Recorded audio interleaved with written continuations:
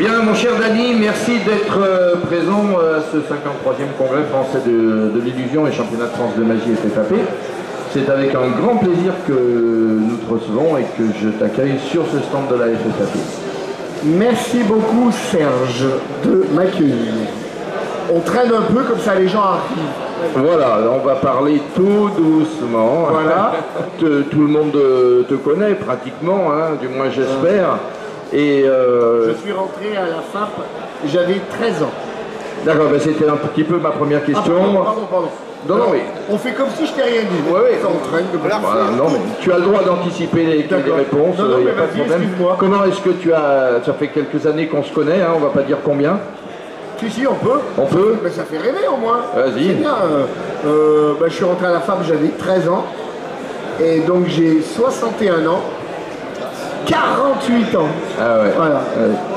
Et je me souviens quand tu venais vers papa avec, au magasin et que tu échangeais, on n'était pas plus grands l'un que l'autre. Voilà. Ouais. C'était un vrai souvenir, un bon souvenir. Bon souvenir, oui, tout à fait. Donc, comment est-ce que tu as démarré la magie, Dany, pour ceux qui ne connaîtraient pas encore ton histoire? Alors, c'est tout simple. Tout le monde se rappelle peut-être d'un magicien qui s'appelait Schmoll. Schmoll, bien sûr, oui. Voilà. Un jour, je l'ai vu à la télé, tout simplement. Jean Schmoll. Ouais. Il faisait le journal déchiré, coupé, raccommodé à la télévision, tout simplement. Et à cette époque-là, j'avais 8 ans et j'ai dit à ma mère, mais comment il a fait le monsieur? Et elle me dit, mais j'en sais rien, c'est de la magie. Je dis, allez maman, dis-moi comment il a fait. Déjà, j'étais curieux de savoir comment il avait fait. Et puis je me suis enfermé dans la cuisine de dans la cuisine de ma maman et j'ai déchiré tous les journaux. Et ma mère, elle me dit, mais qu'est-ce que tu fabriques? Je veux essayer de refaire le tour de magie parce que...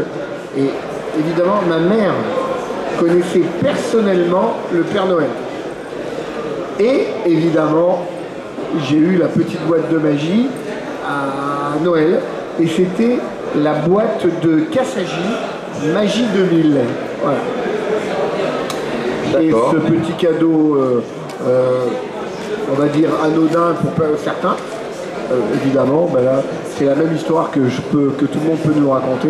Ce cadeau m'a énormément plu et puis voilà. Est-ce que tu penses qu'aujourd'hui les boîtes de magie peuvent induire des vocations ou... Je pense plus les boîtes de magie, mais plutôt YouTube maintenant. Voilà. Parce que aujourd'hui, ça a évolué. Au départ, on apprenait avec des boîtes de magie pour avoir le goût ça. Maintenant, on ouvre YouTube, on va sur les tutos et il y a plein de tutos, des gamins qui expliquent des petits trucs formidables. Et ce qui est extraordinaire, c'est que souvent les gamins, ils expliquent des trucs qu'ils pensent avoir compris avec des idées qui sont complètement différentes du trucage original. C'est incroyable, ça c'est génial. Mais les boîtes de magie, oui, ça peut être un effet déclencheur. D'accord. Tu en as créé, toi, des boîtes de magie? Oui, j'ai fait la 3e boîte de magie, ouais. D'accord. Très bien. Alors, tu as parlé de Schmoll, tu as parlé de Kassaji. Quels sont les magiciens qui t'ont marqué? Alors, pour moi, ça restera toujours Siegfried et Roy. Voilà. Même si j'ai beaucoup d'admiration pour David Copperfield, parce que on pourra dire qu'il y avait quand même l'avant et l'après Copperfield plus tard, parce qu'il a quand même il a démocratisé la magie et il a rendu très populaire, hein, vraiment. Faut pas l'oublier qu'avant qu'il arrive, on était quand même dans nos petites chaussures, dans nos congrès, dans nos arbres de Noël, dans des machins. Et puis tout d'un coup, on a découvert une superstar. Voilà. Mais avant Copperfield, il y avait quand même Siegfried et Roy, c'est-à-dire que nous, les magiciens français, on était en avance sur la magie mondiale avec Robert Houdin, avec Georges Méliès, avec Buatté de Colta. Donc on avait quand même un niveau très haut par rapport aux magiciens mondiaux. Et les Américains nous ont pas rattrapés, mais ils ont développé le star system de la magie. Et Siegfried et Roy, qui sont allés à Las Vegas à une époque avec un numéro d'attraction, il faut reconnaître, ils faisaient la malle des Indes. La particularité, c'est qu'à la fin de la malle, ils sortaient un léopard, c'est tout. Mais c'était une malle des Indes. Et de cette malle des Indes avec ce léopard, on a devenu quand même la vitrine pendant 20 ans de Las Vegas quand même. Hein. On allait à Las Vegas pour voir Siegfried et Roy. Donc, et après, Copperfield est arrivé après Siegfried et Roy.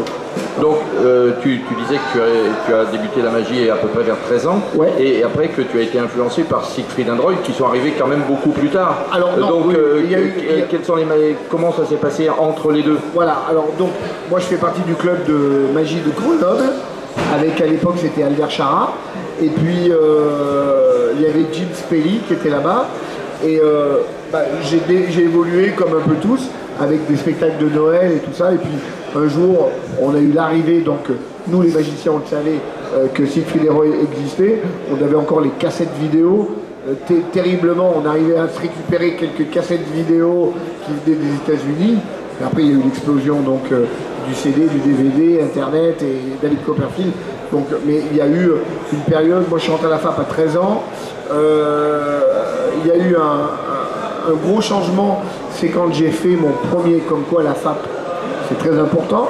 J'ai fait, je me suis inscrit, je vais te raconter cette anecdote. Je revenais d'Espagne et je me suis inscrit à Toulouse. Je ne suis pas du tout dans le programme et j'ai été voir le directeur, le président du congrès et je lui ai dit, est-ce que je peux... Ah voilà, ça y est, c'est pour ça que je mélange les deux. Est-ce que je peux concourir? Et là il m'a dit non. Non, les concours sont pleins, tout ça.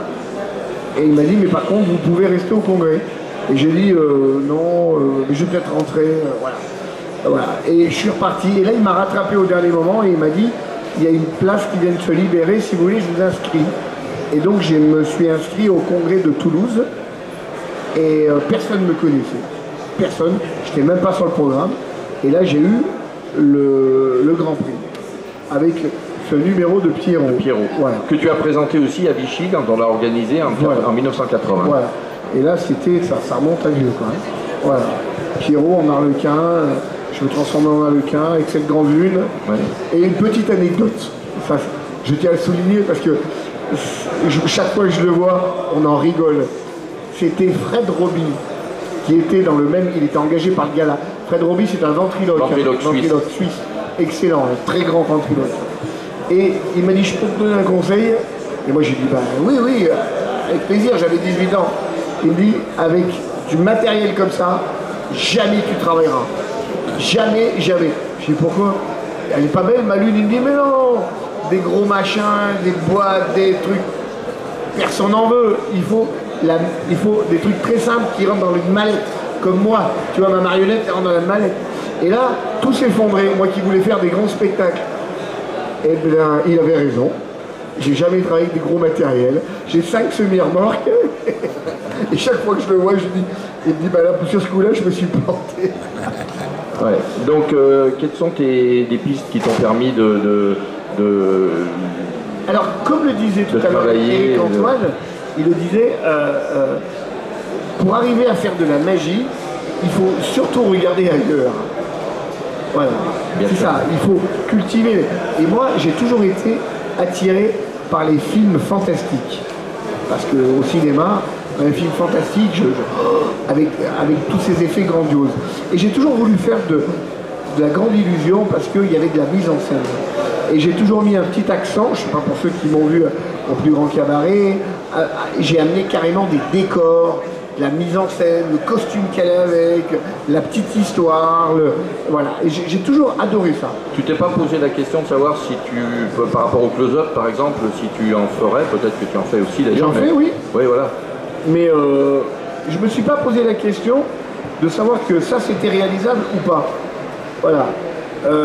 Je parlais avec mon ami Yalmar hier, et il me disait, le premier candidat qu'on a vu, hier matin, qui était excellent, avec ses feuilles de papier qui donnaient des boulettes. Et sa première réaction, il m'a dit, mais avec un numéro comme ça, il va travailler nulle part, le mec. Et je dis, ben, ça me rappelle Fred Roby. J'ai dit, mais t'es pas en train de juger un numéro qui va être ou pas, qui va travailler ou pas. T'es en train de juger un numéro à l'instant présent. Est-ce que ça t'a plu? Ah ouais, c'était génial. Et ben c'est ça. Après, c'est pas ton problème s'il travaillera nulle part ou pas. Parce qu'il faut de la lumière, il faut des fils, il faut des coulisses, il faut du monde. On s'en fout de ça. C'est son choix. Donc, c'est l'idée du numéro, moi j'ai adoré. J'ai adoré ce numéro parce qu'il y avait une histoire, il y avait une mise en scène, il y avait, voilà. Et d'ailleurs, je me permets de te dire ça, que depuis que je suis au concours, là, je vois que des merveilles. Hein. C'est vrai que cette année, le concours est d'un Non, mais la magie française, les concours de la FAP, moi je suis parvenu depuis au moins 10-12 ans, c'était pas du tout ça. Hein. C'était un défilé de manipulation de cartes avec des anneaux chinois et des foulards. Ils avaient tous le même costume, le même style, le même tour. À la fin, on ne savait même plus qui faisait quoi. Là, on peut identifier chaque artiste. C'est vraiment... Non, la magie se porte très bien au niveau de la créativité. Hein. Je peux dire, c'est très dommage que le plus grand cabaret n'existe plus. Et vers les 2 dernières années, Patrick Sébastien m'avait mandaté pour aller à la pêche au numéro. Parce que Monique Nakachian ne travaille plus à la télé. Donc il m'a dit, bah, Dany, si tu peux me trouver des numéros, c'est avec plaisir. Et c'est là où j'ai fait rentrer, j'en ai fait rentrer un paquet. Hein. Il y a eu Éric Leblond, il y a eu... bon bref, je me souviens plus tous les magiciens que j'ai amenés. Là, je peux dire avec toute sincérité, les numéros que j'ai vus hier matin, parce que j'étais à début jusqu'à la fin, tous, ils passaient au plus grand cabaret. Tous. Il n'y en a pas un que je ne peux pas dire. Hein. Tous. Parce qu'ils avaient tous leur originalité. C'était très travaillé, très propre. Les costumes, la musique et tout. Moi, j'aurais été là, je les aurais tous engagés. Hein. Un par un, ils faisaient toute l'année. Hein. C'est dommage que ça n'existe plus. Ça aurait été une bonne promo. Et donc quand tu as commencé, tu as travaillé, tu as fait des rencontres, tu as parlé de Siegfried Android, etc. Quelles sont les rencontres les personnes qui t'ont le plus marqué?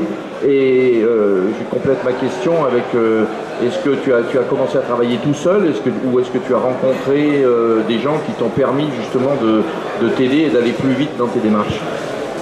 Alors, je suis un autodidacte. J'ai rencontré pas mal de monde parce que quand on a un prix comme le prix de la FAP, bizarrement, bah, tu as plein de contrats qui arrivent. Plein. Et moi, je ne savais pas que ça pouvait aller... Alors, que dans le monde de la magie.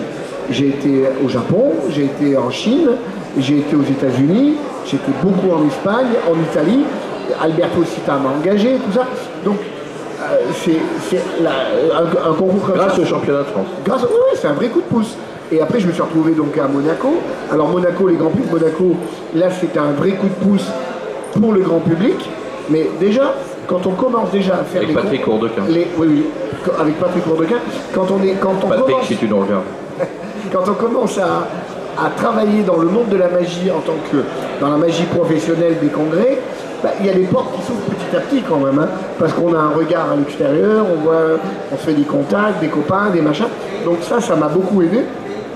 Et après, bah, j'ai envie de dire, chaque magicien, tous les numéros qu'on a vus, on peut se faire aider, mais l'acteur principal, c'est le magicien, quoi. C'est lui qui trouve les idées.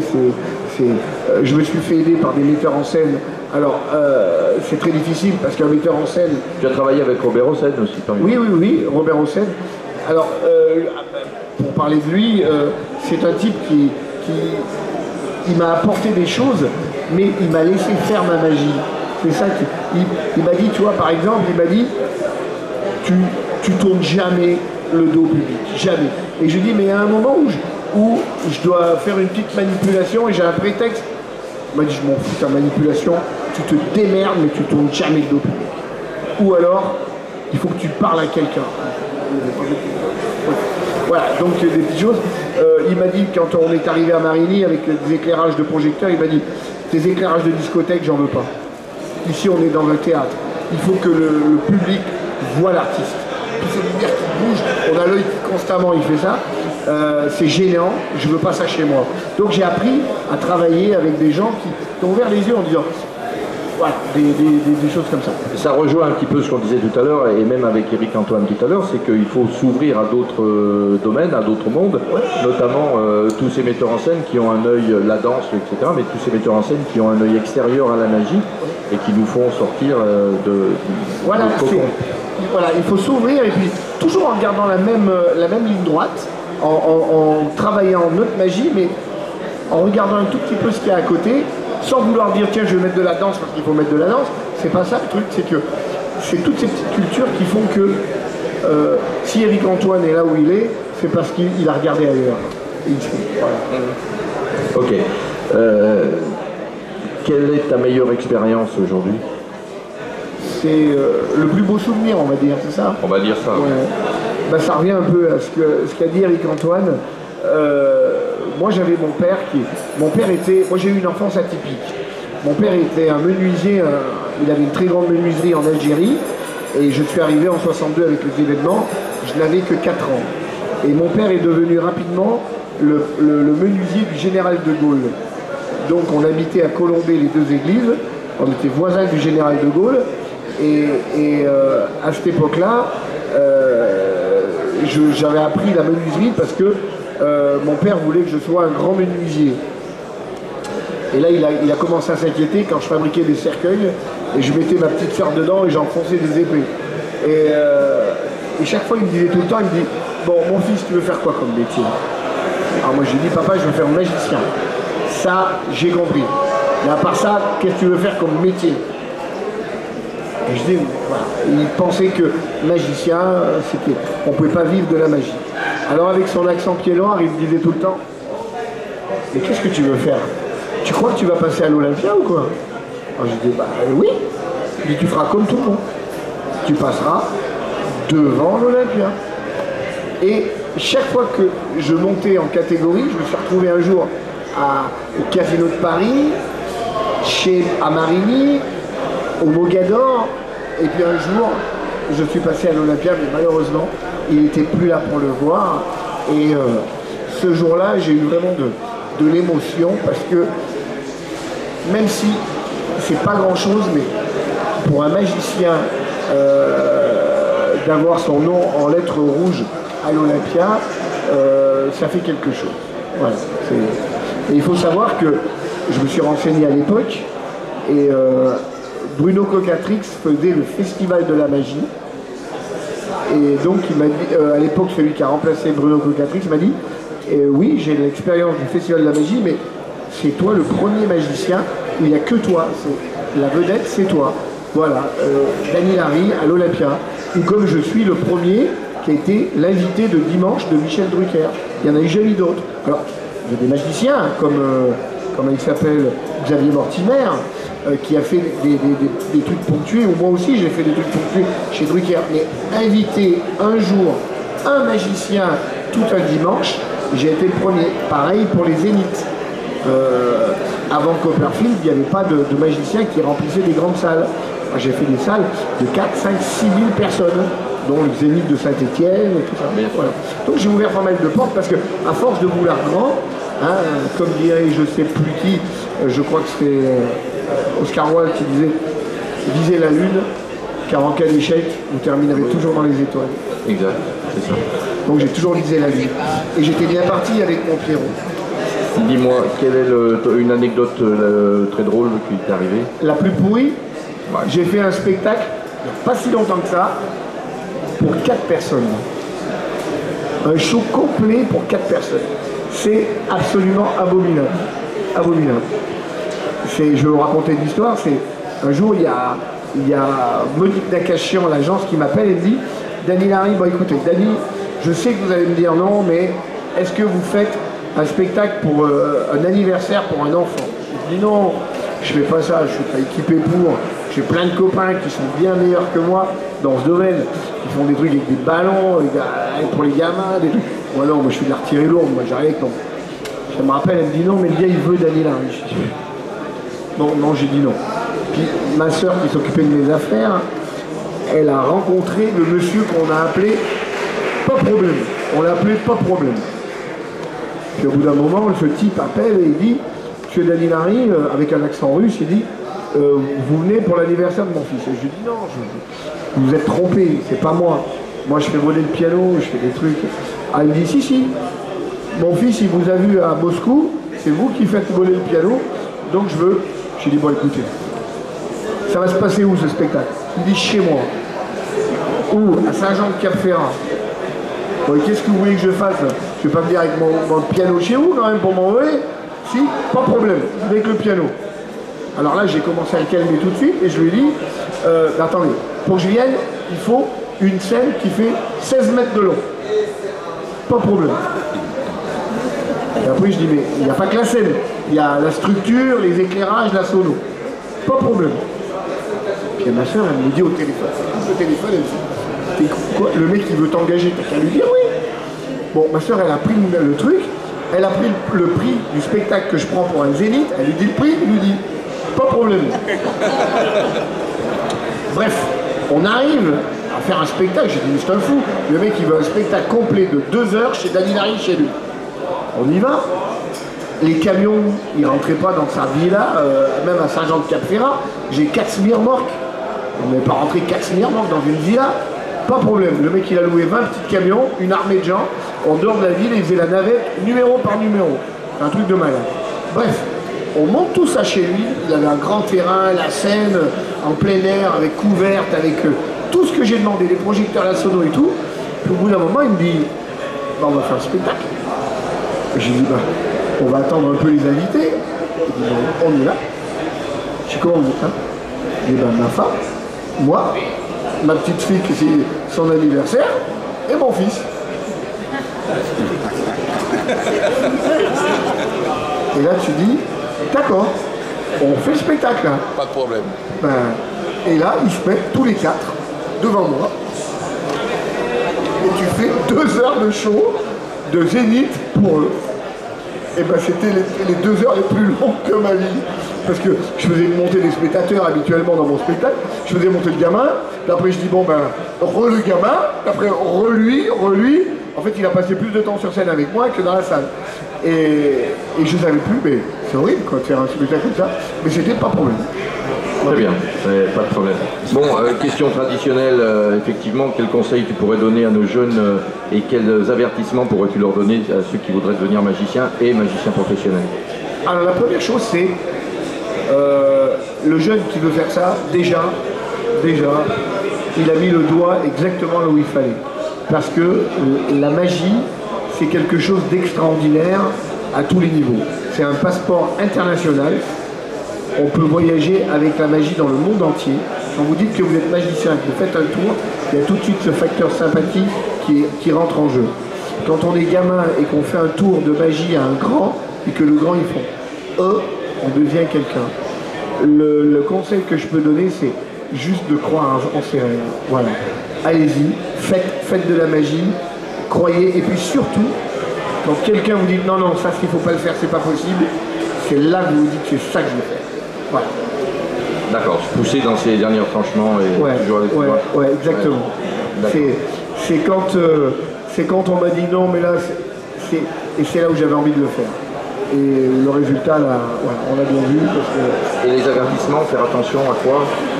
Les avertissements,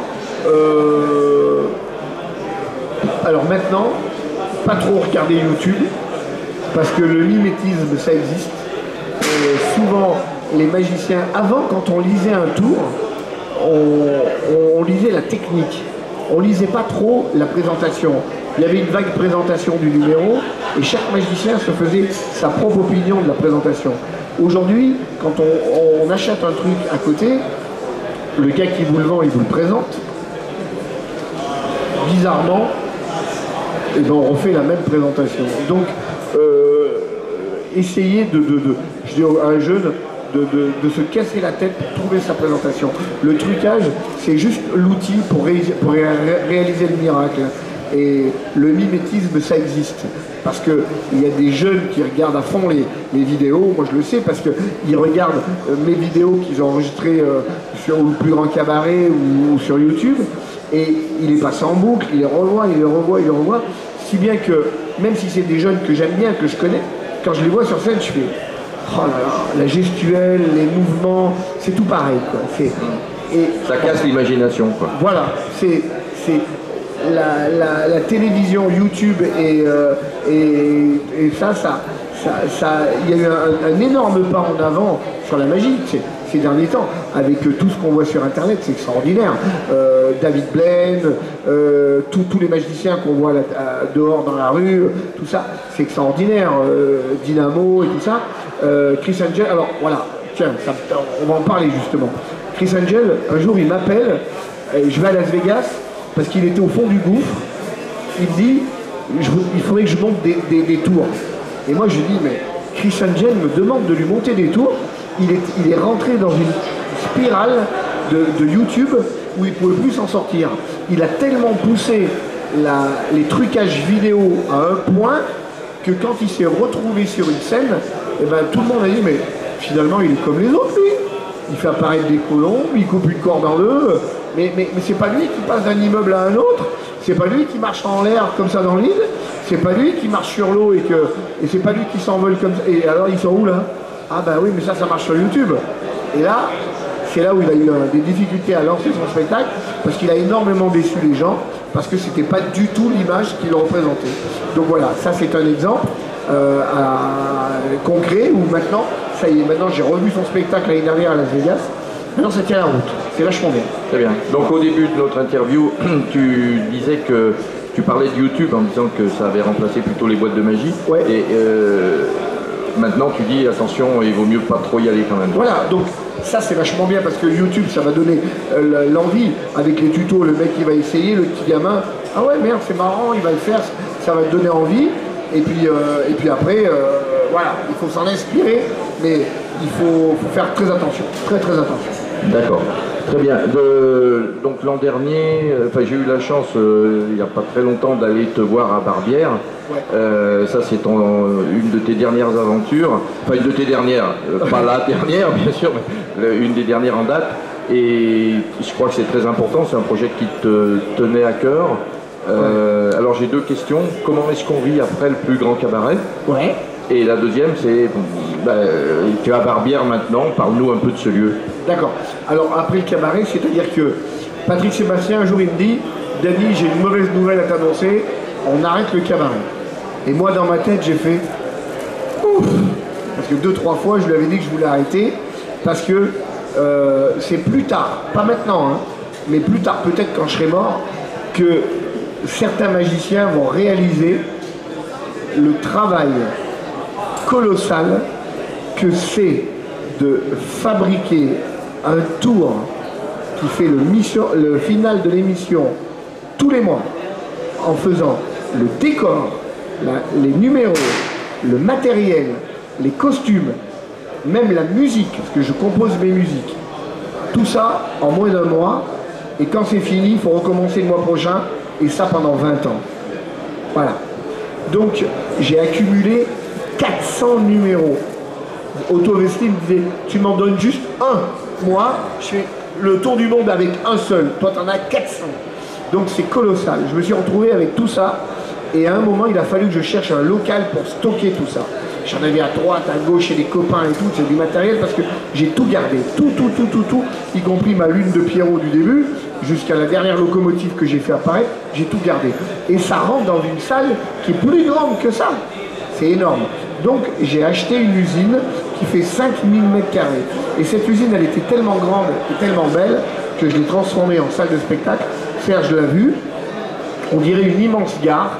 On est dans l'univers de Hugo Cabret, une gare de 1930, avec tout mon matériel en exposition, que ce soit le truc que j'ai fait pour Johnny Hallyday, pour Mylène Farmer, pour plein de cinéma, pour plein de films, pour plein de choses. J'ai tout gardé, plus la salle de spectacle qui peut accueillir 1500 personnes. Donc aujourd'hui, j'ai ma propre salle de spectacle. C'est extraordinaire. La scène, c'est une scène de Zénith. En fait. De Zénith, ouais. Parce qu'au départ, c'était pas du tout pour faire un Zénith. C'était simplement pour répéter, parce que j'ai ma tournée, on va en parler après, j'ai ma tournée qui démarre, mais après j'ai une tournée de Zénith qui démarre. Et comment voulez-vous répéter un spectacle si vous n'avez pas le lieu pour le répéter? On ne peut pas du jour au lendemain arriver sur une scène de Zénith et dire « Allez, on y va, allez, on fait le spectacle ». Non, c'est très compliqué. Les lumières, le son, les déplacements, le décor, la chorégraphie, il faut. Donc chaque année, je louais des immenses hangars et je construisais une scène de Zénith, je montais le spectacle dessus, et ça me coûtait une fortune chaque fois. Puis en logistique, c'était très compliqué. Donc là, j'ai acheté ça pour répéter. Et de cette salle de répétition est devenue ma salle de spectacle. Voilà. D'accord. Et donc, quels sont tes projets maintenant pour cette salle? Alors donc cette salle, maintenant, j'ai envie de la faire vivre. aujourd'hui, elle ne vit que avec les spectacles que je produis. C'est-à-dire que quand il y a une société événementielle qui veut faire un anniversaire d'entreprise, des choses comme ça, ils viennent chez moi, je leur fais le spectacle. On fait des dîners-spectacles ou que des places ou des conventions, des choses comme ça. Donc là, pour le moment, je ne fais que ça. Et le carnet d'adresse, il est plein, rien qu'avec mon spectacle. Mais à partir de décembre, je vais partir 4 mois en tournée et je voudrais accueillir des magiciens pour qu'ils puissent faire leur spectacle dans ma salle de magie. Voilà. Un congrès FAP. Tu as aussi des collections de voitures? Ouais, alors ça c'est ma deuxième passion. Depuis tout petit, depuis l'âge de 18 ans, j'ai toujours aimé les vieilles voitures. Et aujourd'hui, j'ai une collection de 11 vieilles voitures. Il y en a une qui est dans le parking dessous, dans le parking de l'Ibis là. Je suis venu avec parce que je n'ai pas de voiture moderne. Je roule qu'avec des vieilles voitures. Et là, c'est une voiture de course de 1950. Je suis venu avec. Elle est là-bas. Et ça marche très bien. Voilà. Et je les restaure moi-même et je les fais apparaître dans mon spectacle et tout ça. Et j'adore ça. Alors, tu as dit tout à l'heure que c'était quand les choses paraissaient impossibles qu'il fallait les faire. Ouais. Moi, je te dirais congrès FFAP. Ouais. Chez moi? Oui. Ça serait génial. Ça serait génial. Mais alors... Et j'ai dit quand ça paraîtrait impossible, parce que pour l'instant, ça paraît impossible pour des raisons de logistique. Ça peut être possible parce que la salle, sans conteste, ça fait pas de problème. La deuxième chose, il faut tout l'espace ici pour les concours. Donc j'ai un deuxième lieu, tu sais, là où il y avait tout mon matériel. Oui. Tout ça, il faut que je le débarrasse, que je rénove cette salle-là. Quand elle sera prête, je te le dirai, et là on fera le congrès FAP. Pour les hôtels, c'est pas aussi pratique que là. Le premier hôtel est à 15 minutes. À pied? En voiture. En voiture. D'accord. Mais j'organiserai des mini-trains et des mini-bus. D'accord, on te fait confiance là-dessus pour nous aider à ce niveau-là. Et... Ok. Bon, dernier... Peut-être sans parler parce que c'est ambitieux quand même, le congrès de la FAP. Bien sûr, oui. C'est ambitieux. Sans parler de ça, mais on peut faire déjà une rencontre, une journée exceptionnelle pour ceux qui ont envie de visiter mes ateliers, voir un spectacle, par exemple le prochain spectacle Tic Tac que je vais faire. On peut faire une soirée spéciale pour les membres de la FAP qui ont envie de venir. Ouais, là on l'a fait avec le club de Saint-Etienne et le club de Grenoble au mois de juin dernier, voilà. Ou fin mai, je ne sais plus exactement, c'était très sympathique. Effectivement, moi j'invite tous les clubs FFAP ou même tous les magiciens, même non FFAP, à venir voir parce que c'est vraiment un lieu exceptionnel. Puis j'ai l'extérieur, bien sûr. L'extérieur avec un immense préau, des belles arcades où on peut manger dehors, on peut organiser un immense barbecue et puis un spectacle à l'intérieur. Voilà, très bien. Le lieu est bien. Magnifique. Tu as fait un travail remarquable. Parle-nous de ta tournée dans les Zéniths. Donc, comme quoi le malheur des uns fait le bonheur des autres. Quand Patrick Sébastien a été, on va dire, remercié, ils n'ont pas attendu longtemps, 2 jours après, TF1 qui m'a appelé. Tiens, ils s'intéressent à moi maintenant. Et effectivement, ils m'ont proposé d'être les partenaires de ma tournée. Voilà. Donc, je suis sur TF1 maintenant. Et je leur ai dit, mais pourtant à Magie, vous êtes bien servi avec Arthur, Diversion et tout ça. Ils m'ont dit, oui, mais ça fait bientôt 20 ans qu'on voulait avoir Dany Larry sur TF1, mais avec Patrick, on ne pouvait pas. Maintenant qu'il n'est plus là, et alors mon producteur, qui n'a rien à voir avec TF1, il m'a dit, on ne peut pas se passer d'un partenaire aussi puissant que TF1. Donc il a signé le contrat avec TF1, et en contrepartie, je crois que dans pas longtemps, je vais me retrouver sur la chaîne de télévision. Donc, j'ai monté un nouveau spectacle. Alors, d'abord, je vais vous parler des anciens. J'ai monté 1, 2, 3 comédies magicales. Qu'est-ce que c'est la comédie magicale? C'est toute une histoire, avec un début, un milieu, une fin. Et les magiciens, au lieu d'aligner des tours comme ça, et je raconte une histoire pour ceux qui ont vu La Clé des Mystères ou Rétro-Temporis. Voilà, c'est mon style. Voilà. Donc d'avoir imaginé cette histoire. Et là, le dernier spectacle, c'est l'histoire de Dany Larry, tout simplement. Et je raconte comment j'ai démarré avec ma petite boîte de magie et pour arriver à finir avec son propre théâtre de 1500 places, voilà. Et avec toutes les galères, les accidents, parce que j'ai eu beaucoup d'accidents. J'ai fait un jour une chute de 12 mètres dans un théâtre. Je me suis retrouvé avec 6 fractures d'un coup. C'était à Mogador, non? C'était à Kirvillers. À Kirvillers. Je suis tombé et j'étais sur un fauteuil roulant. Je ne devais plus marcher, j'ai remarché. Après un jour, on revenait de Monaco, j'ai fait des tonneaux sur l'autoroute avec un camion. J'ai eu un jour un container où tout mon matériel est tombé à l'eau en revenant du Liban, où il a fallu tout reconstruire. Des galères, j'en ai eu. Hein. J'ai pas vogué sur un long fleuve tranquille, hein, je peux vous dire.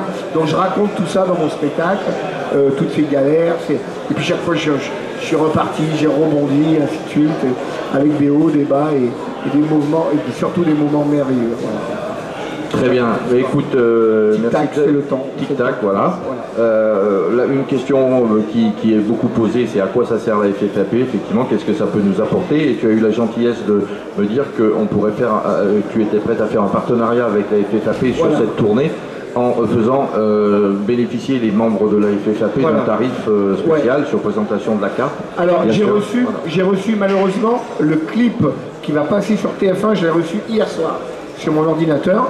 Je me suis permis de l'enregistrer, je l'ai donné à la régie, on va le voir ce soir ou demain, je ne sais pas, là-bas. J'ai essayé en vain de joindre la production, personne ne travaille le samedi et encore moins le dimanche. Donc moi je... Ça peut attendre lundi, hein, Dany. Voilà, mardi, mais je pense qu'ils vont être d'accord. Je vais faire un arrangement avec eux pour dire tous les copains magiciens de la FAP pourront venir, soit en payant le prix modique du prix le plus bas du spectacle et en étant installés au carré or à 56 € la place, et ils vont payer 29 € ou 25 € la place. Donc voilà, un arrangement comme ça, ou un 50% pour toutes les places, j'en sais rien, mais je vais me démerder à trouver un partenariat en leur disant que j'ai fait la promotion avec les clips dans le congrès, donc maintenant il faut leur renvoyer l'ascenseur. Voilà. Écoute, Dany, je te remercie de cette interview, de cet échange. C'est moi. Et puis merci aussi, je sais que tu as toujours soutenu la FAP, et que tu as toujours été proche de la FAP et de ses actions.